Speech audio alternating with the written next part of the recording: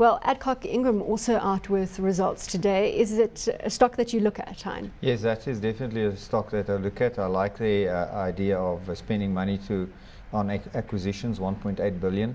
It's quite a lot of money to spend.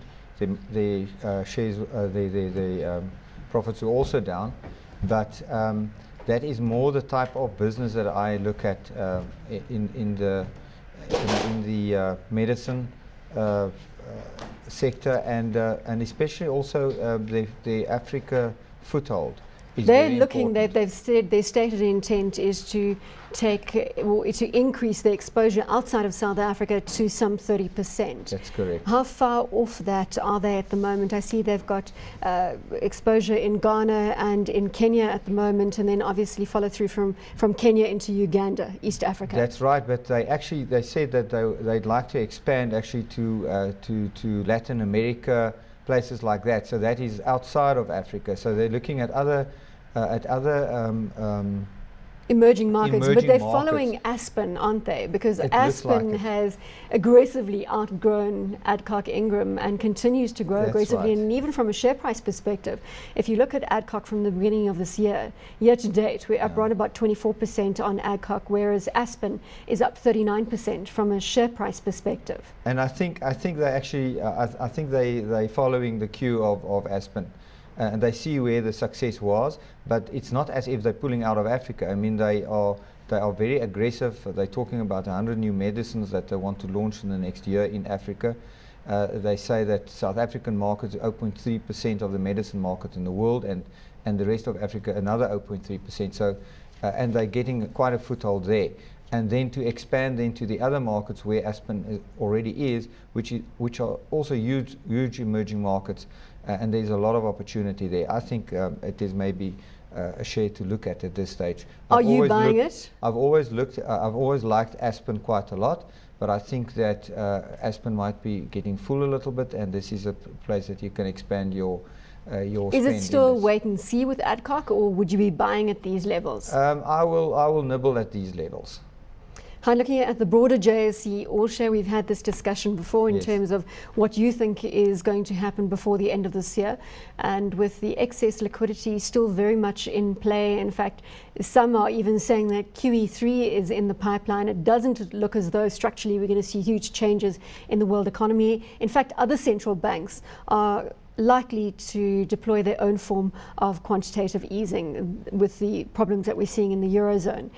So are we going to continue to see this money going into equities, into assets in emerging markets? And my question is, take us through that 33,000 point level before the end of the year.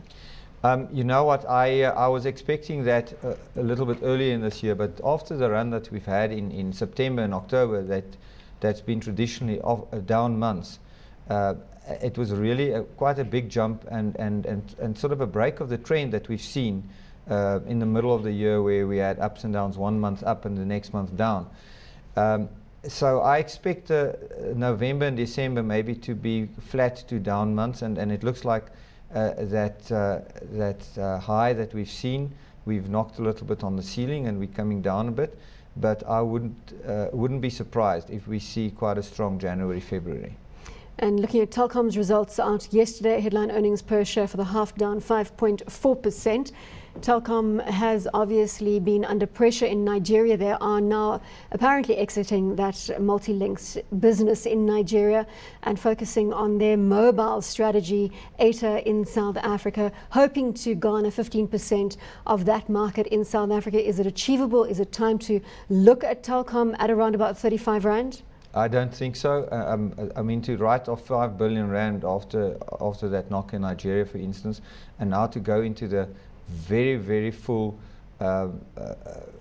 mobile market in South Africa, I think is very challenging, and it can cost them a lot of money still to spend on that. So I am a little bit skeptical. I don't think I will buy it at these levels. And Nampak profits almost doubling yesterday. The stock up 1.5% at the close yesterday.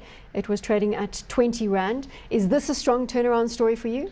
It looks like it. I must say I was surprised by the figures. I like the figures.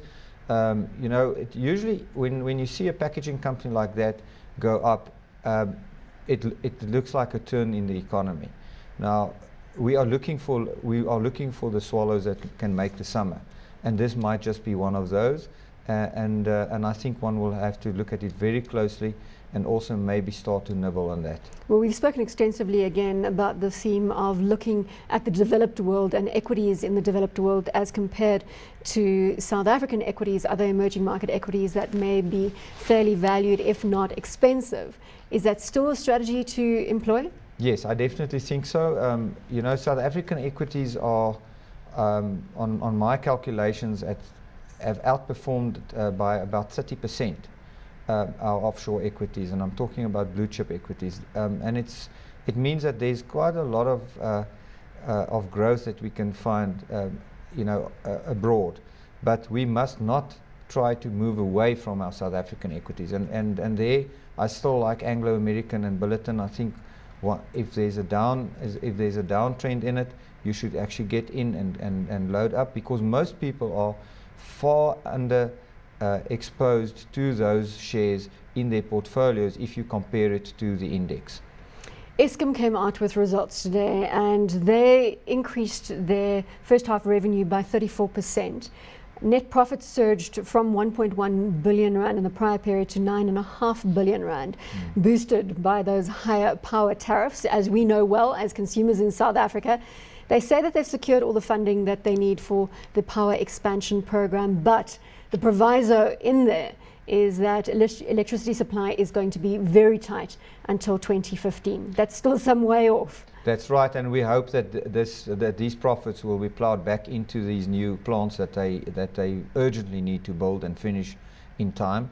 And then if you look also at the IPPs that they've contracted to make sure that we don't get rolling blackouts in the next year.